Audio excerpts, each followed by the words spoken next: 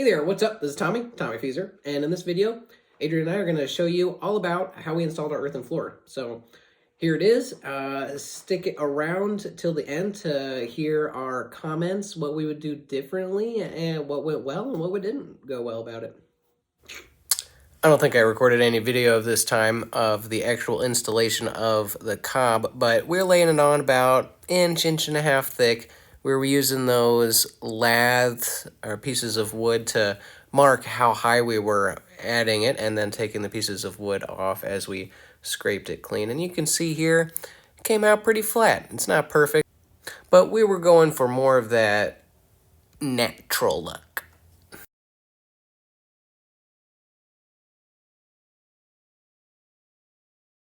I'll go look for another nail brush, but we'll get going. Okay. We might wear my mask. Yeah.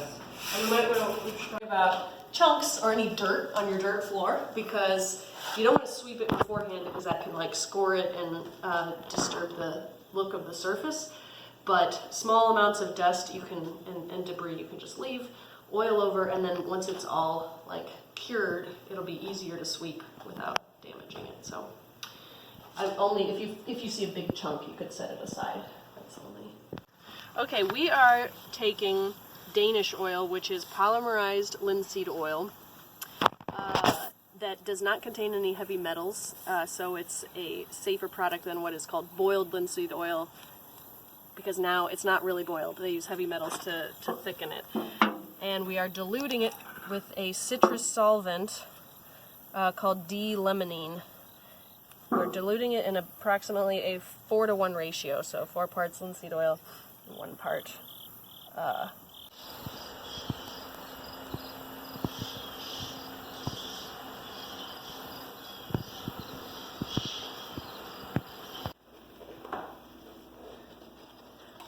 Spreading the mixture about a 1/4 inch away from the corners so that it can soak in.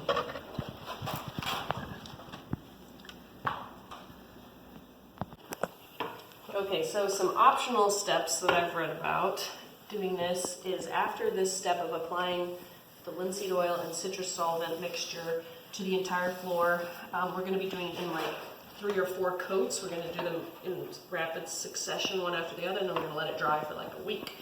And I'm pretty sure, whatever it is, that after that, you could sand the floor. Like, this floor would be hard to sand with a drum sander because it's on a 2nd level and there's no head height, but that's what some people do on a main level floor, is sand it, and then they would apply beeswax, or I think there's other types of wax that can help give it even more of a sheen kind of finish.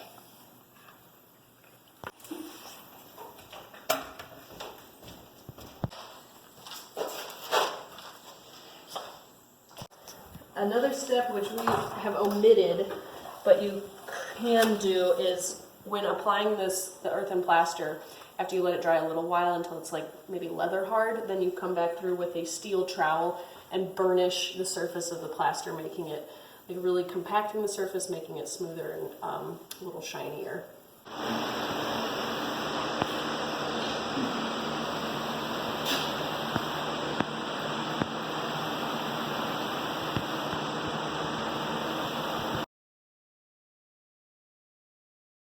Alright, so today we're applying floor wax to the earthen floor. What I said we weren't going to do, we're doing it.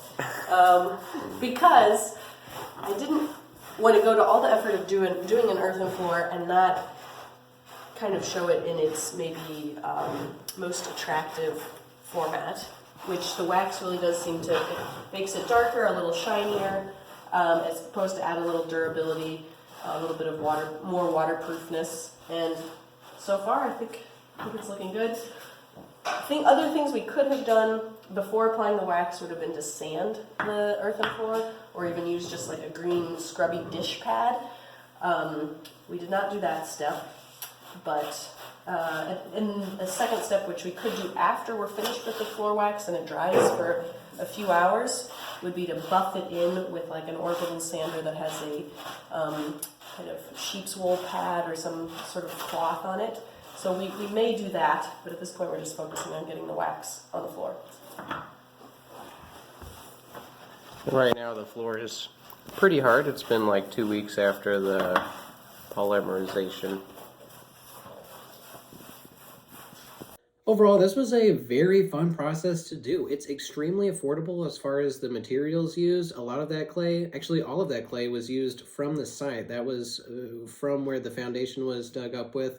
For that, we would soak it in a bucket and then stir it, whoosh it, as they say in the trade, before we used it. That was a very heavy, it's supposed to be very heavy sand mixture, which I believe was the 3-part sand, 1 part clay, and then 1 part straw. You just mix them up all together and then lay it.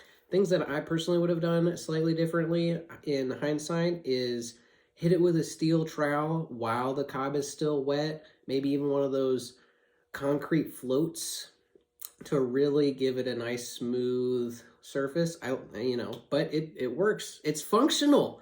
The verdict here is it's functional, it works, it's pretty hard. I mean, that oil treatment really stiffened up the cob after it dried, especially too. So the wax treatment, we probably could have done a little bit differently.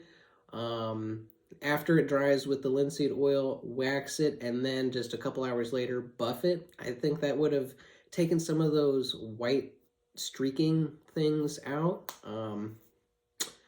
It is what it is, and it works. Can't argue with that. It was very affordable to do, and, this is not a how-to video by any means. This is a, if anything, hopefully a video to show you that you can do anything. All you have to do is try.